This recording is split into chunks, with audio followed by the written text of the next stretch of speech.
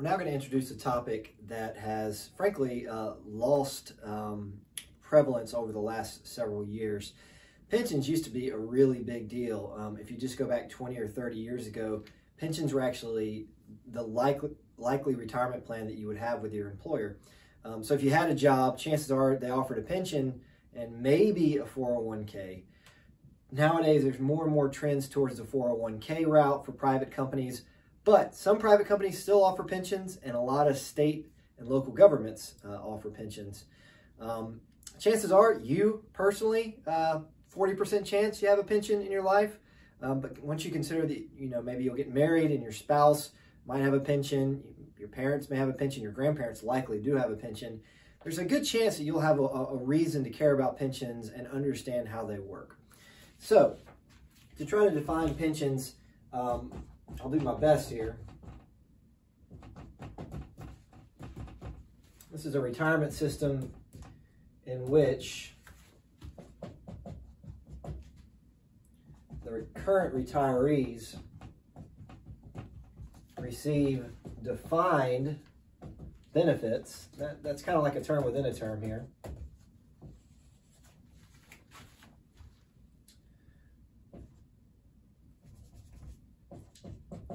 Until death, usually based on age, income while they were working, and other factors. Okay, so typically if you're on a pension plan, the more you earned while you're an employee, the more you'll receive after retirement. And that is more in terms of what you received per year, and also more in terms of the number of years. Typically, if you've worked more years at a company, the pension you receive will be greater, okay? Pensions, in a way, are simple on the surface. On the surface, they're really quite simple. What essentially happens is the current workers and the employers fund the current retirees. So the people that are retired are paid by the current workers and the employer. So while you're working, you might contribute, 5% of your income. Your employer also makes a contribution, and it goes into this big pool of assets that are paid off to the retirees, okay? Because of this, there is usually no stock involved, no bond or anything like that. Certainly as a retiree or a worker, you don't care about these things. Sometimes these pension plans have too much money in them at a given point in time, sometimes by design, sometimes by accident. And at that point, they may invest it. But it's not about stocks, it's not about bonds. These assets don't have anything to do with stock and bond performance. Instead, they are based on defined benefits. What that means is what you receive is defined based on the rules of the plan.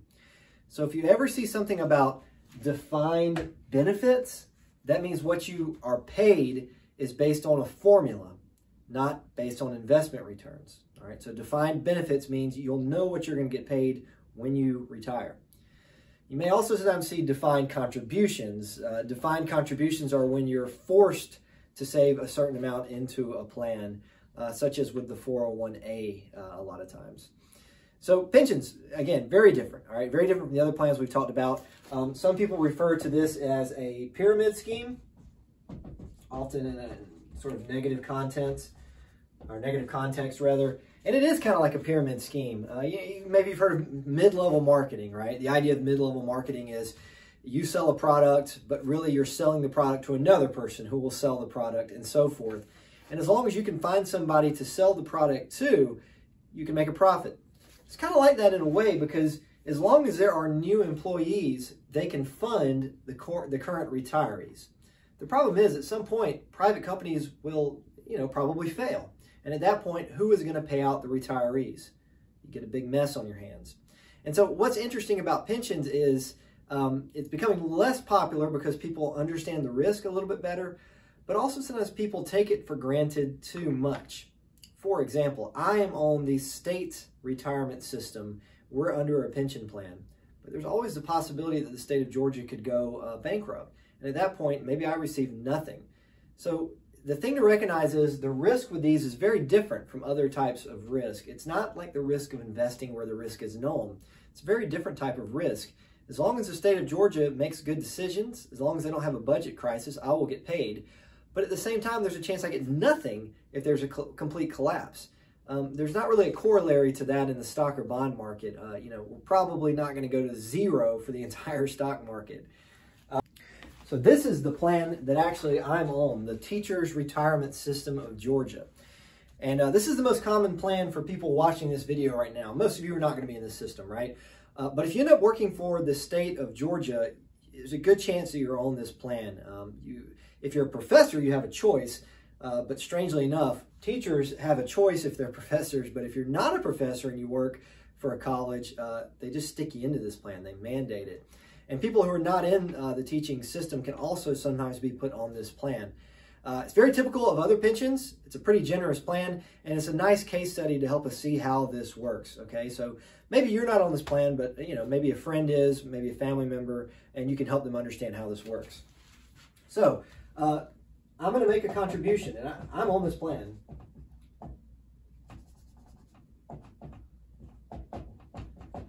I need to know how this works very well because this is actually my primary retirement plan. What I'm going to put in is 6% of my salary, and that, as far as I know, will not change over time. All right, so if I make $100,000, $6,000 I never see. $6,000 is never actually taxable. Okay, that $6,000 just goes away. I don't pay any federal income or anything like that. So that $6,000 that goes into this account is kind of like contributing to a 401k in terms of how it's handled tax-wise, okay? So $6,000 goes in here. It doesn't affect my Social Security or Medicare like a 401k, but it does reduce my taxable income for Georgia and federal income taxes. So if I ask you on the quiz, I put in $5,000 to a retirement system this year, explain how it affects my taxes, just note that it reduces your income taxes, but not your Medicare or Social Security. All right, so I put in 6%. There's also an employer contribution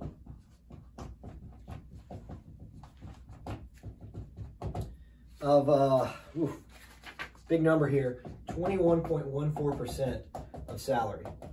That amount that they put in changes year by year. Right now, it's really high, in part because lots of people are retiring, right? And this kind of gives you an interesting understanding of how the policy works. Lots of people are retiring right now because a lot of people were born like in the late 40s to the early 60s, the baby boomers. And a lot of those people are retiring now, which is putting a big burden on this retirement system. So as a result, the employer contribution here is very high. So if I earn $100,000 a year, Georgia College and the University System of Georgia has to put in $21,000 into my account. Now, I don't really ever see the money, right? It goes to people that are currently retired, but this is just how they decided to set it up. It's a percent of how much I put in, okay? So if my income goes up, I pay more, and also they pay more. And this goes more or less straight to the retirees, plus there's kind of a pool of money sitting there in case of emergency as well. All right, so that's how much I'm going to put in, and how much I receive in retirement is based on a formula, okay? So my yearly benefit in retirement, I'll explain what it means to be retired here in a second. My yearly benefit in retirement is going to be 2% times my best 2 consecutive years of salary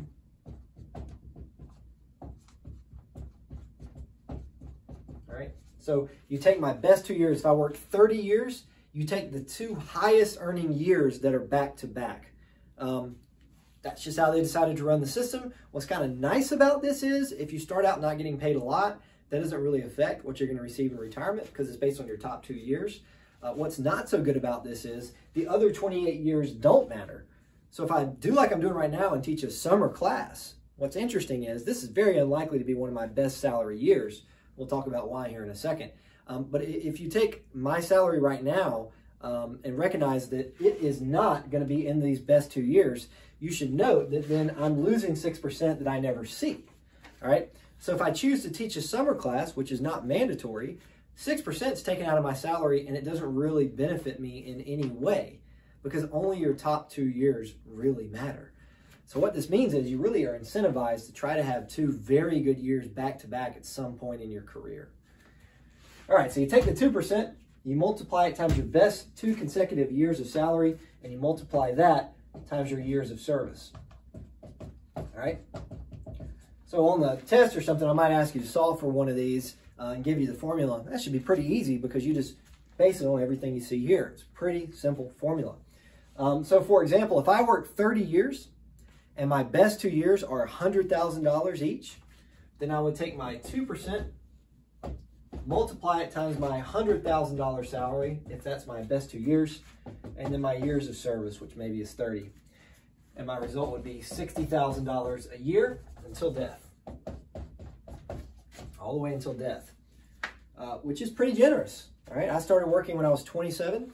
So if I worked until I was 57, I could retire and receive these full benefits, which makes this pension plan a really good deal if you stick to staying in Georgia and working in this system, okay? What you'll see is where this system gets really problematic is what if I wanted to change jobs and I wanted to go work up in Alaska or something? Well, the problem is I may lose all of my benefits from this plan or see them greatly eroded.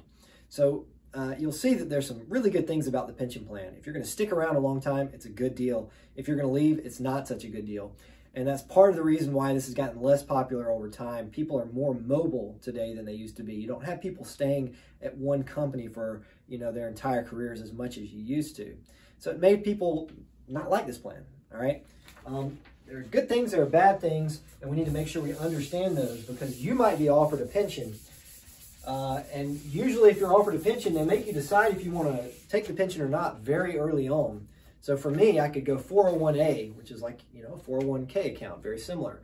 I could choose the 401A or I could choose the pension. And I was given 60 days after I started my job to decide.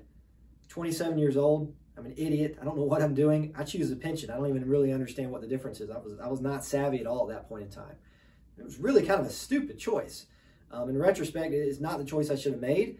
If somebody had explained things to me better, I would not have made that choice. And it may end up costing me, hundreds of thousands of dollars. So even though maybe only 4 or 5 of you in this class will be on this plan, it's such a big mistake if you choose the wrong plan that it definitely warrants discussing. So let's think about some of the things to consider here in terms of incentives, in terms of things that you want to care about when you're on this plan. One, you definitely want to stay in your state because your years of service influence how much you're going to receive. But that's not the only reason, all right? The years of service matter, but also in the case of Georgia, vesting occurs at the 10-year mark. All right, you guys remember we talked about vesting for 401k matching. Well, in this case, vesting refers to the idea that you get nothing if you leave before 10 years. All right, if you work for 8 years for the state of Georgia and then you never come back, you don't actually get any sort of pension payment in the future. The only thing they do is they just give you your money back that you put in, that 6%. Which is really a disaster because if they just give you back your 6%, they're not going to account for inflation. They're not going to account for interest that you could have earned investing that money. They're just going to give you your money back, which is a huge problem. So this is going to cause you to want to stay in the state. And for that reason, anytime we hire a new employee here at Georgia College, I pretty much recommend don't go in the system unless you're just positive that you want to stay in Georgia, which is really hard to know when you're starting a job for the very first time. It's very tough to make that decision. So it certainly causes you to want to stay in the state. You definitely want to think about the number of years that you work. You need to get to 30 years to be considered fully retired, so you probably don't want to quit after 28 years. They let you partially retire at 25 years, so you would not want to work 23. So there's all these little specific things to my pension that I have to think about. And you might have a pension, your plan will be different, but you still need to think about how these things work, okay? It's going to give you some incentives in terms of what you should do. And then also the third one, which is probably the most actionable, the one you can really think about the most, is you want to maximize 2 years of salary, right? You want 2 years to be really, really good, all right? If you think about it this way, if your salary over time is just like 50K, 50K, 50K. If it looks like this for the entirety of your salary, for the entirety of your years of employment, that's actually not such a good thing. Your best 2 years are also your worst 2 years. So if you figure out your pension from this style of payment through time, you'll see that your pension payments are really not so great. You'd be better off instead if your salary maybe looked like this.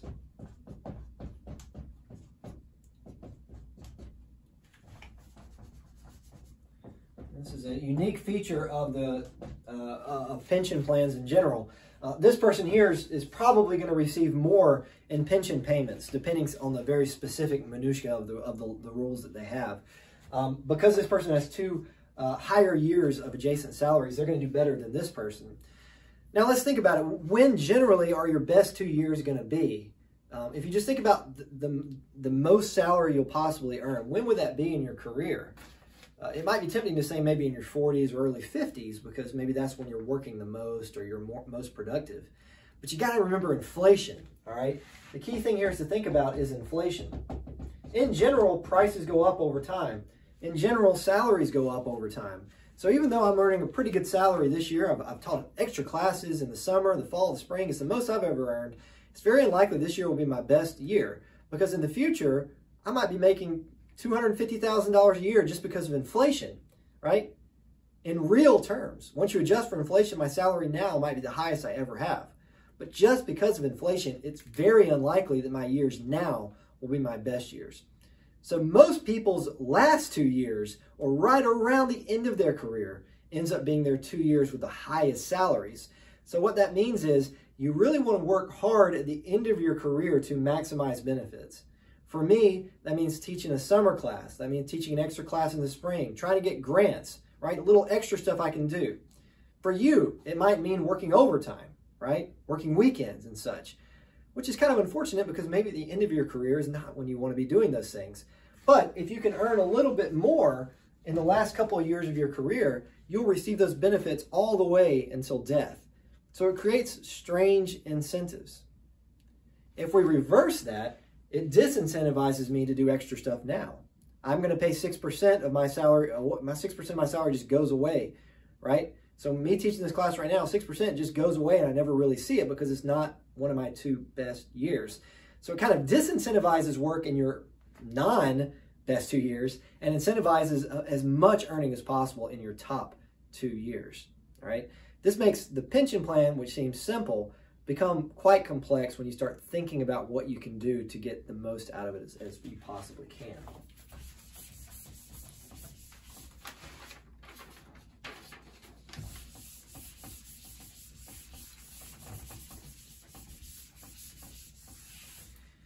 So I'm just going to say right now that there's lots of other rules to think about. You can elect to receive lower payments. And in turn, if you die, let's say you're married, right? If you die, you can pay now, essentially, so that your spouse will continue receiving your benefits after death. If you have a dependent, you can set up your system like that. There's lots of things you can do. Sick days can add to your years of service. There's all kinds of specific rules I'm not going to get into. But if you end up getting a pension plan, you really want to think about these things. All right, to wrap up this pension stuff, I want to talk about risk here a little bit. Do you think pension plans are risky or not? All right, well, compared to like stocks, they're not very risky, right? They're not nearly as risky as stocks. If you think about stocks, they kind of jump up and down over time. Pension, you're going to receive what you're going to receive if you get anything most of the time. So after you retire, it's very likely you're going to receive full benefits. Everybody in Georgia has received full benefits over time.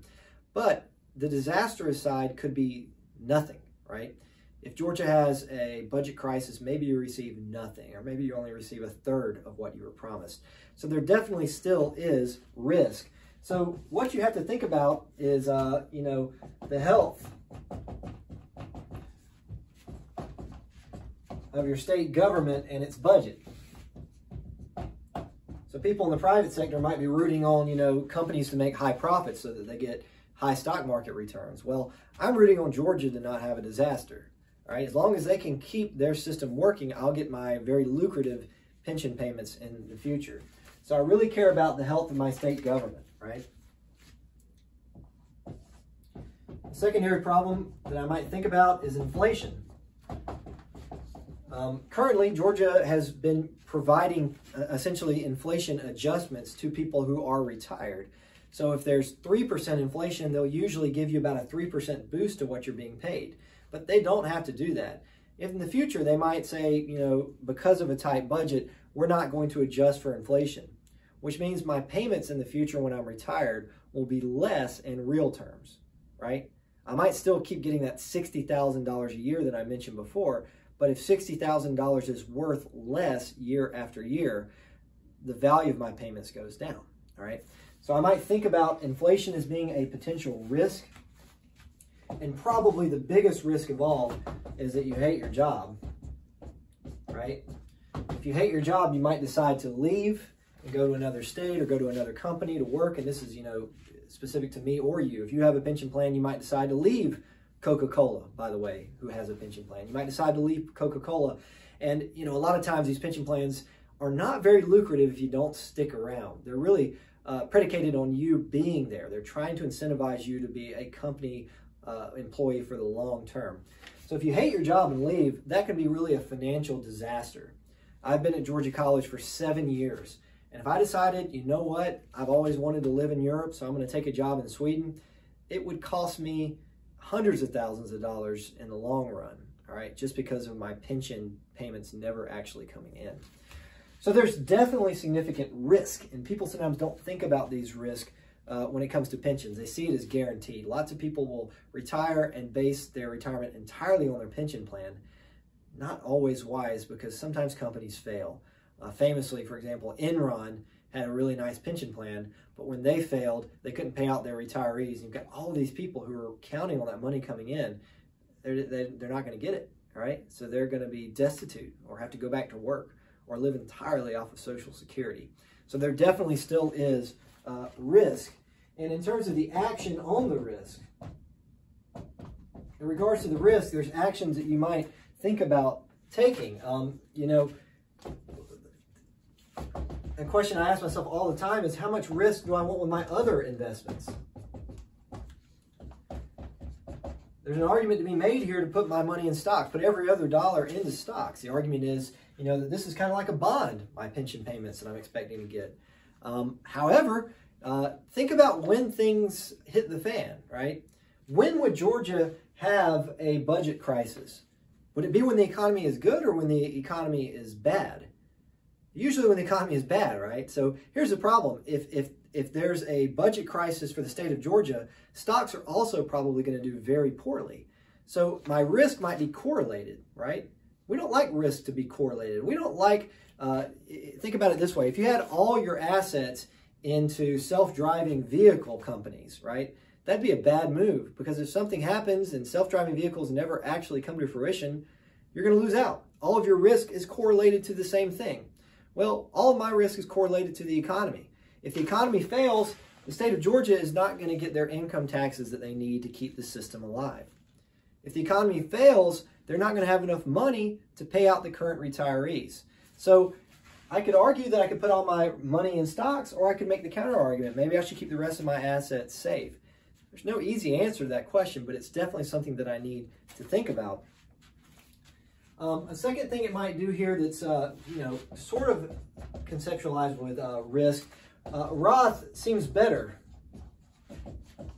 Okay, you should be able to answer this question. Why would a Roth be better if you're on a pension plan? Well, the reason is because I expect pension payments to come in the future, right? When I'm 80 years old, if I live that long, when I'm 80 years old, I'll be making 60 grand a year. I'll be paying taxes on that 60 grand a year. It's treated like regular income, okay? So I probably would like to, have some assets that I don't have to pay income taxes on when I withdraw from them, right? Traditional accounts are best when you know your income is going to go down over time. Roth accounts are best when you know your income is going to go up over time. And when you're thinking about whether to go traditional or Roth, you certainly want to think about your pension plan, okay? So you can see how something simple like pension suddenly becomes a big deal, right? The risk here is if I have a bunch of Roth accounts and then the pension fails, well, I'm really not going to be so happy that I have Roth accounts. If I don't get any pension payments, now I have no income. So everything here is very connected, and that's hopefully what you're starting to see with this class. Personal finance is a big picture. Your personal financial plan is going to be very convoluted if you do a good job with it, very complex. It's going to involve a lot of things to think about. You're going to have multiple plans all connected, and knowing just one of them is useless. Knowing just how your pension plan works is really useless because you need to know how your 457, 403B, Social Security, you need to know how everything else works at the same time because everything is so interconnected, all right? If you're curious, you know, there are a lot of companies out there that offer pensions. So these are private companies here that offer pension plans. I can't write an ampersand. That's supposed to say BB&T. These are all companies that have hired Georgia College students. So, you know, there's definitely a possibility that you could work for one of these companies. And if you do, you'll have a pension plan. You'll need to understand how it works. Nowadays, these pension plans are usually not quite as lucrative as they used to be, but they'll also offer a 401k at the same time. So you certainly want to know how these work.